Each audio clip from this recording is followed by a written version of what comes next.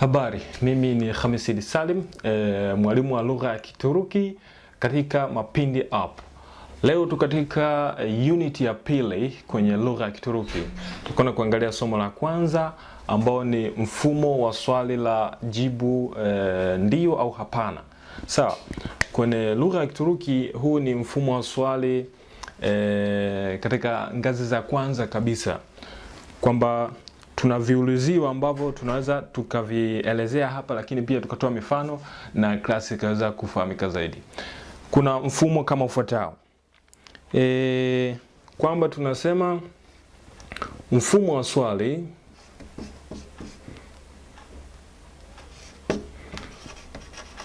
mfumo wa swali wenye jibu la ndio au hapana. Sawa. Tuna viulizio hivi hapa ambako unatoka na sentensi alafu mbele unaviongezea hivyo. Kuna kiongezeo cha kwanza ni m, yani huku umetoka na swali lako alafu hii inakaa mwisho wa sentensi. Alafu tuna kitu mu, alafu tuna kitu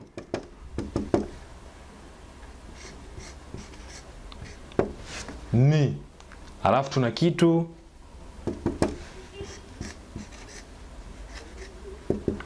ni. So hizi ndio nyanja zetu au nyenzo zetu katika kuuliza maswali. Sentensi unatoka nayo mwanzo, alafu hiki kiulizio kinakuwa mwisho wa sentensi. Ndio linakuwa ni swali na jibu lake linaweza kuwa ni ndio au hapana.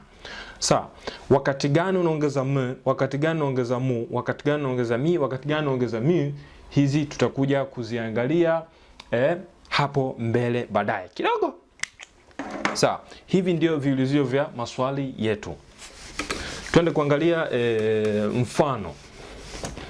Sawa, mfano tumesema tuna m, tuna mu, tuna mi, alafu tuna mi. Sawa, hizi ndio nyenzo zetu za kuulizia maswali.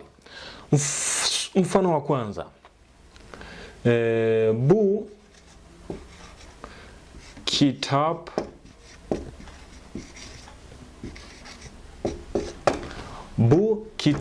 mı, bu kitap mı, yani hiki ni kitabu. Sawa, hili ndilo swali ambalo linahitaji jawabu la ndio au hapana. Utasema kwa mfano ndio. Ndio manake ni evet, koma, bu kitap. Sawa, hiki ni kitabu. Ndio, hiki ni kitabu. Sawa, swali linakuwa la namna hiyo, na jawabu au kiini cha jawabu katika swali letu ni hiki hapa evet, ambacho kiulizio chake ni hiki hapa cha m. Sawa, so swali hili unaweza ukalijibu kwa evet. Bu kitap mı, hiki ni kitabu. Ukishasema tu evet, ndio, basi jawabu unakuwa umemaliza. Ukitaka sasa kuendeleza kwa ufasaha zaidi, unaandika na mfumo wa sentensi au swali kitu kilichoulizwa kama hivyo. Evet, bu kitap, ndio, hiki ni kitabu. Mfano wa pili. Mfano wa pili, mwanzo tumetumia hii hapa, si ndio? Hapana, mwanzo tumetumia hii hapa. Sasa hivi tutumie hii hapa mu. Mfano wa pili, orası okul. Orası okul mu? Huko ni shule. Sawa, orası ni huko, kule ambako unakuonesha kwa ukiwa unazingatia au unataka kuelezea sehemu. Sawa, orası okul mu, kwamba huko au kule ni shule. Okul ni shule, na kiulizio chake imekuwa ni mu. Sawa, kwa hiyo utasema kwa mfano hapana, hayır. Ukisema hivi tu tayari jawabu tayari umeshatoa, lakini tunataka kuongezea orası okul değil, orası okul değil, kwamba huko kule si shule bali ni nini?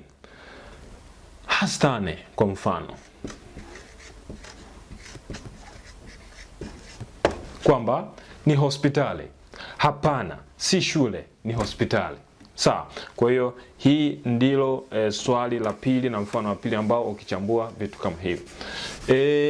Mfano ambao utatumia mi. Sawa. Mfano wa tatu kwamba o öğrenci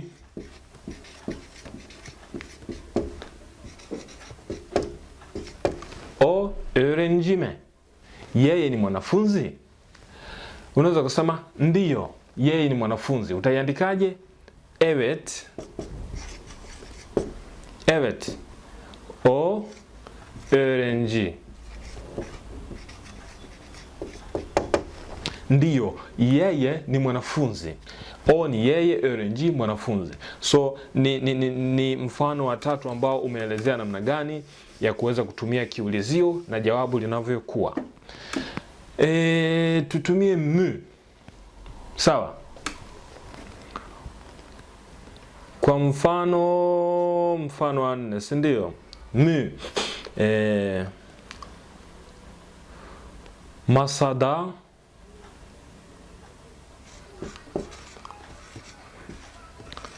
Masada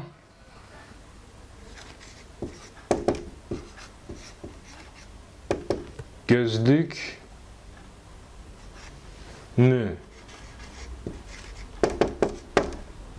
Kwamba masada, juu ya meza, ni miwani. Yani kuna kitu anakiona kwenye meza. Sawa. Masada gözlük mü? Kwamba hiko kilichopo juu ya meza ni miwani? Hapana. Hayır. Hapana. Ukisema hivi tayari unakuwa umemaliza, lakini unataka kufafanua zaidi ni nini? Gözlük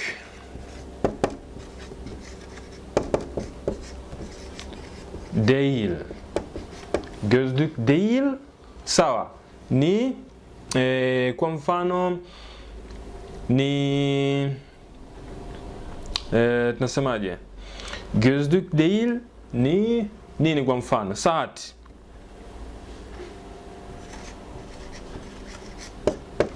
Sawa. Gözlük değil ni saati. Kwamba hapana, si miwani, ni saa.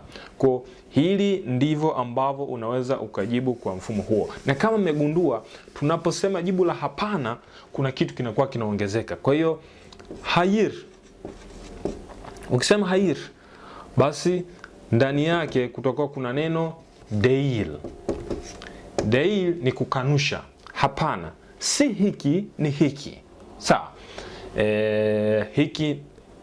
Hii inaongezeka kwenye jawabu unaposema hayır. Sawa.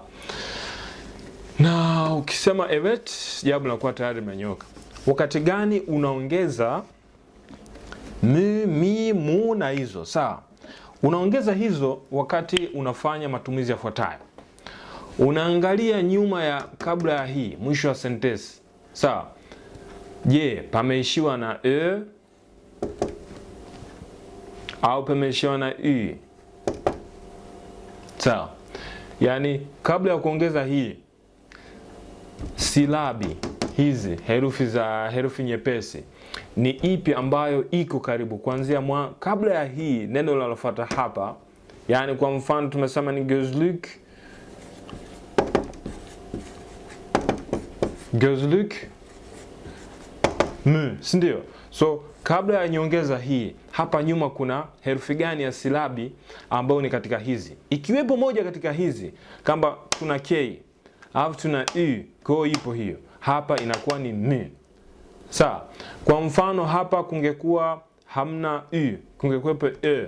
Kwa hiyo hapa tungeongeza nini? Mü kama kawaida. Kwa sababu hii inaongezwa baada ya kupatikana herufi ya kwanza ya silabi kutoka mwisho wa neno, ikiwa ni u au e, ndio unaongeza mü. Sawa. Wakati gani unaongeza m? Unaongeza mi pindi herufi ya silabi ikiwa ni e au i. Sawa, öğrenci, öğrenci, öğrenci m, kwamba herufi ya silabi ya mwanzo kutoka mwisho wa neno ni i yenye nukta, kwa hiyo tunaongeza mi. Sawa, hata hii ingekuwa haipo, ingekuwa hii hapa kwa mfano ni e, kwa hiyo napo pia tungeongeza mi. Wakati gani unaongeza mu? Unaongeza mu pindipo herufi ya silabi ikiwa ni u au o, na unaongeza mi pindipo ikiwa ni a au e. Kwa hiyo hapa kuna e, i na e na u. Kwa ni just tu kuangalia kabla ya nyongeza ya swali kuna herufi gani ya silabi. Ukiona ni u, basi unamwona wa kumuongeza juu. Ukiona ni e, unamwona wa kumuongeza juu. Ukimwona o au u, unaona nini uongeze mbele ya swali. Ni rahisi sana. Naam, tuangalie viashiria vya sehemu. Sawa. Kuna burası, şurası, na alafu kuna orası.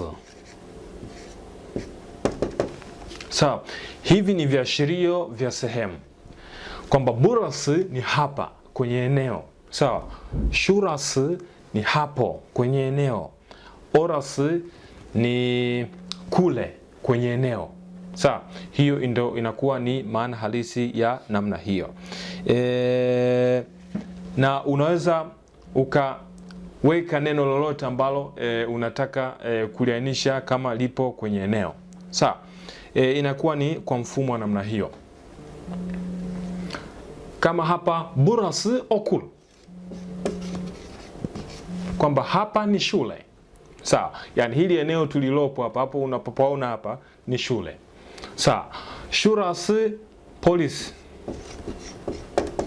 kwamba hapo na hilo hapo naliona hapo ni polisi. Sawa, orası market,